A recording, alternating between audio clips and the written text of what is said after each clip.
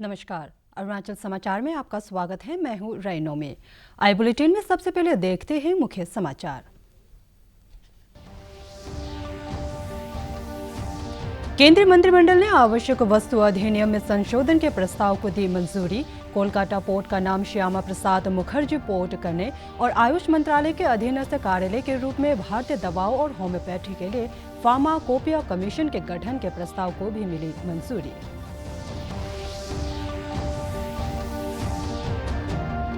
देश भर में पिछले 24 घंटे में कोविड संक्रमण के 8,909 नए मामले। राज्य के कोविड-19 के nodal officer doctor L Zampa ने होम क्वारंटीन के लिए भेजे जाने वाले लोगों के साथ भेदभाव न करने की अपील।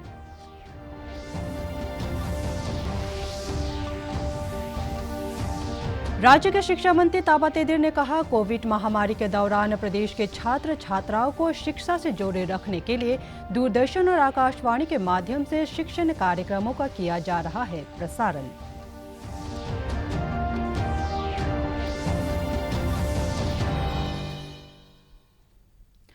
प्रधानमंत्री नरेंद्र मोदी के नेतृत्व में आज केंद्रीय मंत्रिमंडल की बैठक ने आवश्यक वस्तु अधिनियम में ऐसे ऐतिहासिक संशोधन को मंजूरी दी है जिसका उद्देश्य किसानों के लिए नियामक व्यवस्था को उदार बनाना है। इस फैसले से किसानों को लाभ होगा और कृषि क्षेत्र में सुधार आएगा। मंत्रिमंडल की बैठक के बाद मीडिया को जानकारी देते हुए केंद्रीय सूचना और प्रसारण मंत्री प्रकाश जावड़ेकर ने बताया कि इस संशोधन से अनाज, तिलहन, आलू, प्याज और दालें आवश्यक वस्तु अधिनियम के दायरे से बाहर आ जाएंगे। उन्होंने कहा कि इस फैसले से उत्पादों का बेहतर मूल्य सुनिश्चित हो सकेगा। अब किसान सीधे अपनी फसलें बेच सकेंगे और देश में किसानों के लिए एक देश एक बाजार होगा। उन्होंने कहा कि केंद्रीय मंत्रिमंडल ने कृषि उत्पादों के भंडारण की सीमा खत्म कर दी है और सिर्फ अति आवश्यक परिस्थितियों में ही ऐसा किया जा सकेगा। श्री जावड़ेकर ने बताया कि केंद्रीय मंत्रिमंडल ने कोलकाता पोर्ट का नाम श्यामा प्रसाद मुखर्जी पोर्ट करने का निर्णय लिया है। साथ ही आयुष मंत्रालय के अधीनस्थ कार्यालय के रूप में भारतीय दवाओं और होम्योपैथी के लिए फार्माकोपिया कमीशन गठित करने के प्रस्ताव को भी मंजूरी दे दी है। अब किसान को तय प्लान के अनुसार वो निर्यात कर सकता है, भंडारण कर सकता है। ये सब सहूलतें उसको मिलेगी। और केवल जब बहुत ही विशेष आपदा होगी, कोई प्राकृतिक आपदा आई या अत्यधिक महंगाई हो गई या कोई युद्ध हो गया, इस तरह का कोई कारण है बड़ा, तो ही ये बंधन फिर लग सकते, नहीं तो लगाने की जरूरत नहीं है। और इसलिए किसानों की ये मांग 50 साल से थी,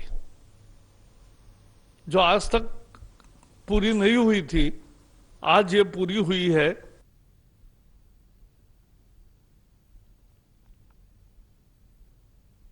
केंद्रीय स्वास्थ्य और परिवार कल्याण मंत्रालय ने बताया है कि देश में ठीक होने वालों की दर 48.31% हो गई है और ठीक होने वालों की संख्या 1 लाख से अधिक हो गई है।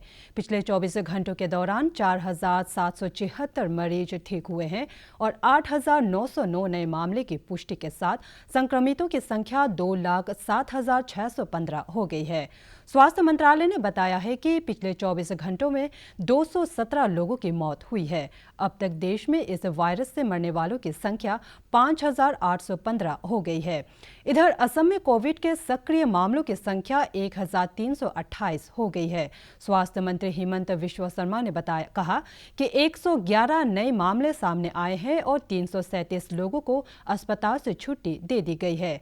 स्वास्थ्य विभाग ने 1,20,000 सैंपल की जांच की है। राज्य के कोविड-19 के nodal officer doctor L Zampa ने राज्य के बाहर से आने वाले लोगों की जरूरी जांच के बाद उन्हें दिशा निर्देशों के अनुसार होम क्वारंटीन के लिए भेजे जाने पर उनके साथ भेदभाव न करने की अपील की है। आज ईटानगर में एक संवाददाता सम्मेलन को संबोधित करते हुए state surveillance officer doctor Zampa ने लोगों से अफवाहों पर ध्यान न देने और कोविड-19 के पॉजिटिव मामलों को लेकर भयभीत न होने की अपील की। उन्होंने कहा कि स्वास्थ्य विभाग विभाग, नागरिक और पुलिस प्रशासन मिलकर आने वाले लोगों की जांच सभी निर्धारित चेक गेटों पर कर रहा है। डॉक्टर जम्पा ने बताया कि राज्य में इस समय कोविड-19 के 28 सक्रिय मामले हैं और सभी का इलाज किया जा रहा है। में हम लोगों को 18 केस रिपोर्ट किया था, that was on 1st of June, और दे आर जो है cases mainly in Changlang district, then one in Namsai, and yesterday we reported another 7 more cases. तो आज तक इसी वक्त में हम लोगों के पास है 29 केसेस रिपोर्ट हुआ है, जिसमें एक केस डिस्चार्ज हुआ है। अभी एक्टिव केस है 28 है। तो सब अपना अपना वो कोविड केयर सेंटर में अभी है, and they are all asymptomatic. Top level से डिसाइड किया कि ये जब रिलीज़ होगा, जब रिटर्निस वापस आएंगे, हम लोग केवल 12 चेक गेट हम लोग खोलेंगे। ये गेट में हम लोग चेक गेट में हम लोग टीम रखा है। ये team consist of not only medical, उसमें एडमिनिस्ट्रेशन है और पुलिस डिपार्टमेंट है। तो उसमें हम लोग ने चेक गेट में हम लोग ने सैंपल कलेक्शन पॉइंट पे रखा है, कियोस, जो वहाँ पे हाथ डाल के हम लोग वहीं टेस्ट सैंपल ले सकता है। तो थर्मल स्कैनर वहाँ हर जगह में है, क्योंकि ये समझना चाहिए कि ये इन्फेक्शन जो है थ्रू रेस्पिरेटरी रूट है। तो it's very, we have to breathe and what is coming, so only thing that distance रखने में थोड़ा केयरफुल होना चाहिए। India is a very big country, and जो लोग अभी पॉजिटिव है, जो लोग बाहर से आ रहे हैं, अपना आदमी है, तो इन लोगों को थोड़ा एम्पैथेटिक साथ से। राज्य के शिक्षा मंत्री ताबा तेदिर ने पापुम-पारे जिले के ग्रामीण और शहरी इलाके में क्वारंटाइन सुविधाओं पर संतोष जताते हुए कहा है कि शहरी विकास विभाग ने बीपीएल कॉलोनी लेखी विलेज में त्वरित गति से सुविधाओं का विकास किया। इस क्वारंटाइन सेंटर का निरीक्षण करते हुए शिक्षा मंत्री ने कहा कि अब तक दूसरे राज्यों में फंसे प्रदेश के 8,000 से अधिक नागरिक वापस आ चुके हैं। शिक्षा मंत्री ने बताया कि कोविड महामारी के दौरान प्रदेश के छात्र छात्राओं को शिक्षा से जोड़े रखने के लिए दूरदर्शन और आकाशवाणी के माध्यम से शिक्षण कार्यक्रमों का प्रसारण किया जा रहा है। उन्होंने कहा कि प्रदेश के सभी विद्यालयों में जरूरत के अनुसार शिक्षकों की नियुक्ति की जाएगी। और इसमें हम लोग जता सकते हैं कि बच्चे को तुरंत जल्द से जल्द एक किताब में मतलब को करिकुलर एक्टिविटी में लेने आने के लिए उसमें हमने ऑनलाइन शुरू किया, रेडियो, दूरदर्शन ये सब शुरुआत किया है। लोग बच्चे आए और उसमें हमारे यहाँ मैं मानता हूँ कि हमारे अरुणाचल जैसे दूर दराज इलाके हैं जहाँ में हमारे नेट की प्रॉब्लम है, टीवी नहीं है, उनको मद्देनज़र दे के हम लोग हर डीसी को हमने एक चिट्ठी लिखा है कि हर डीसी में एक काउंसिल मीटिंग किया जाए, पेरेंट्स के साथ में या प्राइवेट स्कूल एसोसिएशन के साथ में, CBO के साथ में, NGO के साथ में या पेरेंट्स के साथ में डीसी तुरंत मीटिंग करके हमें इस 15 तारीख तक 15 जून से पहले हमें रिपोर्ट सबमिट करें, तब हम हमारे जो शिक्षा विभाग स्टेट गवर्नमेंट की तरफ से हम फिर कार्रवाई करेंगे। उनका जो टीचर की दरकार है, अब हम नॉर्मल जो ट्रांसफ़र पोस्टिंग होगा उसमें भेजेंगे और वहाँ में हमारे हिसाब से बच्चे कमती हो सकता है, तो इसलिए हम टीचर नहीं बचा भी तुरंत शायद 2-3 टीचर और जाएंगे उसमें। भाजपा सांसद तापिर गाव ने मोदी सरकार के दूसरे कार्यकाल के 1 वर्ष पूरे होने पर राजधानी ईटानगर में संवाददाताओं को संबोधित करते हुए कहा कि देशवासियों ने पहले कार्यकाल के 5 वर्षों में किए गए उल्लेखनीय विकास कार्यों को देखते हुए एनडीए सरकार पर जो भरोसा जताया उस पर मोदी सरकार खरा उतरी है। उन्होंने कहा कि पिछले 1 साल में केंद्र सरकार ने किसानों, युवाओं, महिलाओं, बुजुर्गों, कामगारों सहित समाज के सभी वर्गों के कल्याण के लिए प्रभावी कदम उठाया है। श्री तापिर गाव ने कहा कि कोविड महामारी की चुनौतियों से निपटने और इससे प्रभावित देश के गरीब और कमजोर वर्गों के कल्याण के लिए एनडीए सरकार ने समय पर निर्णय लिया।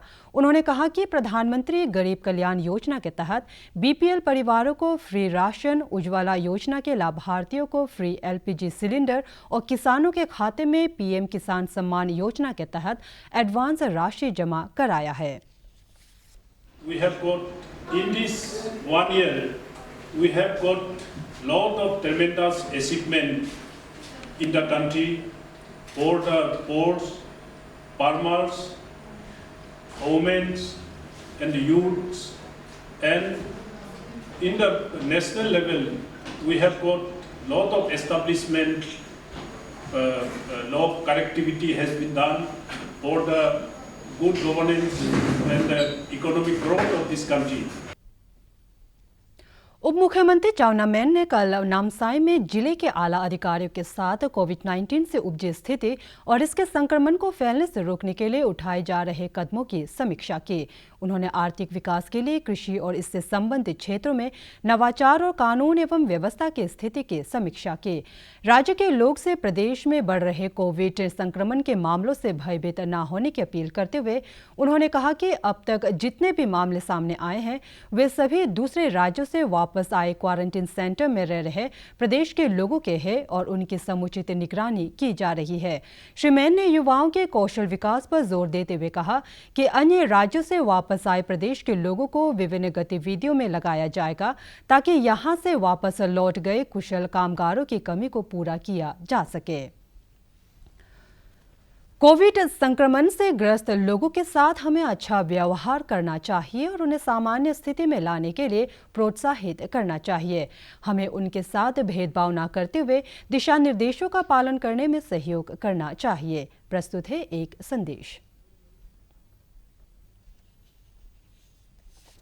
जैसा कि आप जानते हैं, कोरोना वायरस एक बीमारी ही नहीं बल्कि आज एक सोशल डिस्क्रिमिनेशन बन गया है, जो कि गलत बात है। आप ऐसा ना करें। भले ही यह बीमारी खतरनाक है, शायद लाइलाज भी, बट फिर भी बीमार लोग ठीक हो सकते हैं। हाँ, अगर कोई संक्रमित हो तो उसे आपकी ज़रूरत है, उसका ख्याल रखें। अगर खुद पे भी शक हो तो टेस्ट कराइए और क्वारंटीन हो जाइए।